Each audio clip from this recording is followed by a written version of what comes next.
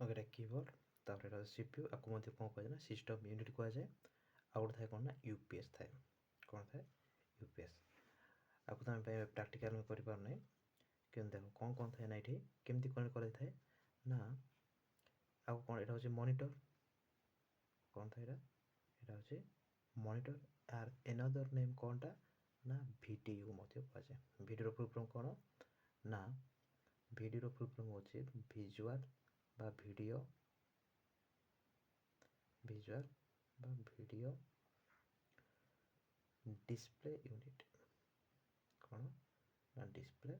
Unit video full form है माने monitor को हम कौन कहना वीडियो मध्य कहि परिबा ए वीडियो रो कौन थाए मॉनिटर रो गोटे कौन आसे गोटे केबल आसे से कौन कहना पावर केबल कह जाए कौन कह जाए ना पावर केबल ए पावर केबलटा कौन थाए ना सीपीयू को जाकर कनेक्ट हो क्लियर सॉरी सॉरी सॉरी टिके भूल कर पावर केबलटा सीपीयू को नहीं सॉरी आउट थाए कौन हमर बोर्ड तो थाए ऑब्वियसली थियो बोर्ड टिके भूल है ओके एटा हम बोर्ड कर देले ओके एटा बोर्ड আছে না হেড करंट आसी तो मॉनिटर गोटे पावर केबल आसबो तार सीपीयू रो गोटे पावर केबल आसबो हैला तापरे यूपीएस सीपीयू रो यूपीएस गोटे आसबो या कौन से पावर केबल रहिला कीबोर्ड सब कनेक्ट हो कोटे ना सीपीयू रे कनेक्ट हो और थाए कौन जे माउस गोटे थिबो या बा माउस करता हैला या माउस रो भी केबल जीवो सीपीयू कनेक्ट हो ओके देखो एठी मध्य पावर केबल मॉनिटर मध्य पावर केबल तो पावर आसला ये बटन थाए एटा केला ऊपर थाए केला तळे भी थाए हैला डिफरेंट मॉनिटर रे तो ये ती जन जो संपर्क क्रिएट कर रिलेशन क्रिएट करबो ना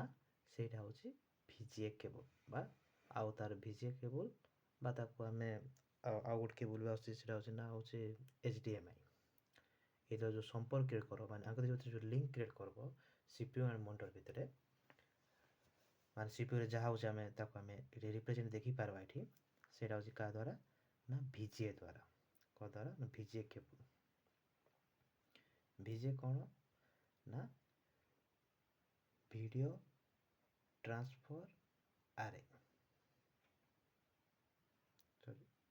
VDA ना कौन बोली ओ VGA ओ सॉरी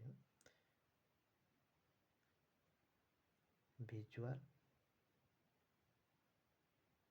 कौन हो सेटा अच्छा VGA कौन ना विजुअल ग्राफिक्स आरे हला रोज विजुअल आ गोटे कौन थाए ना HDMI आर फुल फॉर्म कौन ना हाई डेफिनेशन मल्टीमीडिया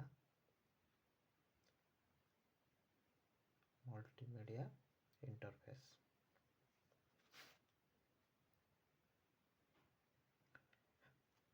एग्जाम रे आर कौन थाए तार फुल फॉर्म भी पचार दबा हला वीडियो रे गला कौन ना वीडियो बा विजुअल डिस्प्ले यूनिट तापर वीडियो रे हेगला कोनटा ना विजुअल ग्राफिक्स आरे HDMI रे गला कौन से हाई डेफिनेशन मल्टीमीडिया इंटरफेस तो VGA एंड HDMI ते डिफरेंस कौन ना VGA रे नॉर्मल हम डिफरेंस जाना बेले VGA रे खाली ऑडियो जीवो कौन जीवो ना ऑडियो ट्रांसफर हेबो क्लियर किंतु एठी कौन होबो ना सॉरी सॉरी टिके भूल कहली VGA रे खाली कौन जीवो ना वीडियो खाली जीवो किंतु HDMI रे ऑडियो प्लस वीडियो मध्य जीवो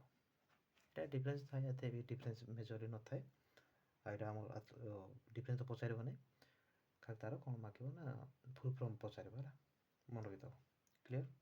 बुझी पारलो अच्छा देखो ए भीतर कौन देखो हम पढ़े कौन IPOS माने मेजर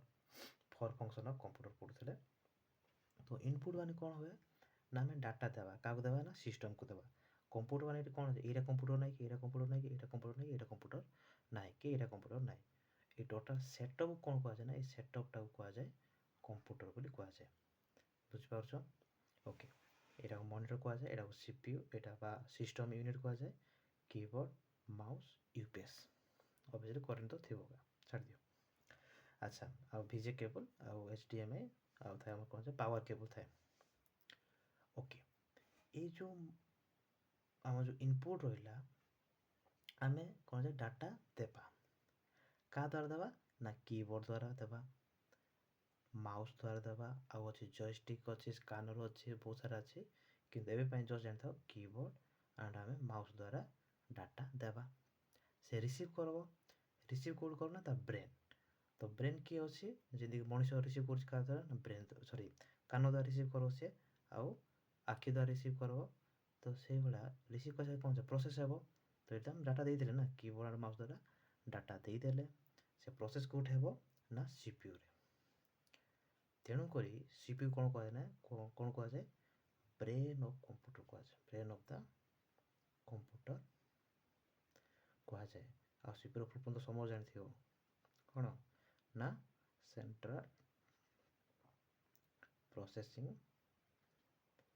ୟୁନିଟ୍। କ୍ଲିୟର, ସିପିୟୁର ଫୁଲ୍ ଫର୍ମଟା।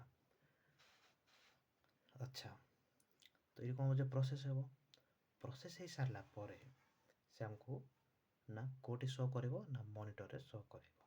ଏଇଟା ହେଇଗଲା କ'ଣ ପ୍ରୋସେସ୍, ଏଇଟା ହେଉଛି ପ୍ରୋସେସିଂ ହେଇଗଲା। ଦେଖ କିବୋର୍ଡ଼ ମାଉସ୍ ଏଗୁଡ଼ା ସବୁ ଇନପୁଟ୍, ତାପରେ